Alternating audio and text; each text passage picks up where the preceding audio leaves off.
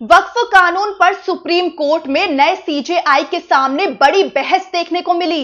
नए chief justice B R. Gavai और justice Augustine George मसी की बेंच के सामने जैसे ही वरिष्ठ वकील कपिल सिब्बल और केंद्र सरकार की तरफ से तुषार मेहता दलील देने के लिए खड़े हुए, बहस ने एक नया मोड़ ले लिया। चलिए आपको बताते हैं कि नई बेंच का इस मामले पर क्या रुख रहा और कोर्ट में किसने क्या दलीलें दी। दरअसल सुप्रीम कोर्ट में वक्फ संशोधन बिल को चुनौती देने वाली कई याचिकाओं पर सुनवाई हो रही है। हाल ही में पास हुए वक्फ संशोधन बिल में कई ऐसे प्रावधान जोड़े गए जिन पर सवाल उठ रहे हैं, जिसमें वक्फ बाय यूजर का प्रावधान है। किसी संपत्ति को वक्फ घोषित करने से पहले 5 साल से इस्लाम मानने की शर्त शामिल है और वक्फ बोर्ड में 2 गैर मुस्लिम सदस्यों को शामिल करने का प्रावधान है। इन प्रावधानों को याचिकाकर्ताओं ने मौलिक अधिकारों का उल्लंघन बताया है, जिसके बाद ये बहस सुप्रीम कोर्ट में छिड़ी हुई है। पहले सीजेआई संजीव खन्ना की बेंच इस पर सुनवाई कर रही थी। वक्फ बोर्ड में 2 गैर मुस्लिम सदस्यों को शामिल करने के प्रावधान को लेकर सुनवाई में एक ऐसा सवाल उठा था जिसने सबको चौंका दिया था। सीजेआई संजीव खन्ना ने सरकार से पूछा था कि क्या आप हिंदू धार्मिक ट्रस्ट में मुसलमानों को शामिल करने का विचार करेंगे।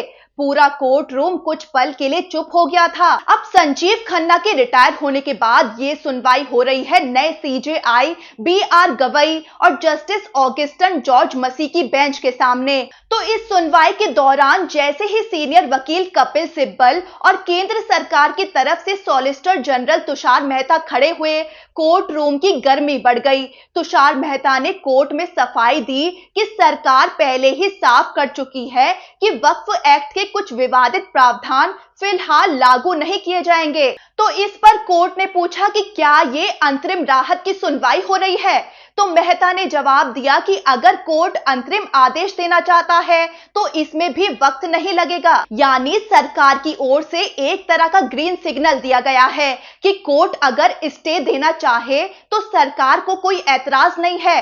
इसके बाद याचिकाकर्ताओं की ओर से कपिल सिब्बल ने मोर्चा संभाला। उन्होंने कहा कि हमने अपना शॉर्ट नोट तैयार कर लिया है और हम इसे एसजी मेहता के साथ शेयर करने को तैयार हैं।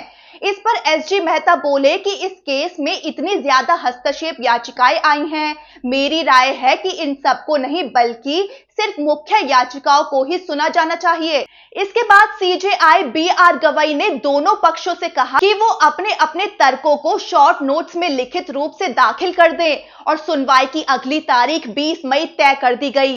इसी बीच वकील विष्णु शंकर जैन ने कोर्ट को याद दिलाते हुए ये कह दिया कि मैं पहले भी कह चुका हूं कि पुराने वक्फ एक्ट के कई प्रावधान मनमाने हैं और संविधान के खिलाफ हैं। तो सीजेआई बी.आर. गवई ने उन्हें जवाब दिया कि आपकी अंतरिम राहत की मांग पर कोई जल्दबाजी नहीं होगी। इसके बाद टीएमसी सांसद और वकील कल्याण बनर्जी खड़े हो गए और बोले कि मैं भी जेपीसी समिति का हिस्सा था, मुझे भी बहस की अनुमति दी जाए।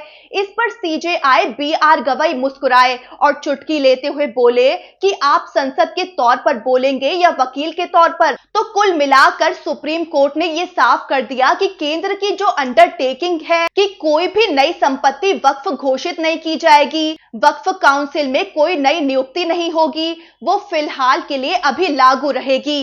साथ ही कोर्ट ने यह भी साफ किया है कि 20 मई को होने वाली अगली सुनवाई में पुराने वक्फ कानून की वैधता पर हिंदू पक्ष की याचिकाओं पर कोई बहस नहीं होगी। सुनवाई सिर्फ संशोधन अधिनियम और अंतरिम आदेश तक ही सीमित रहेगी।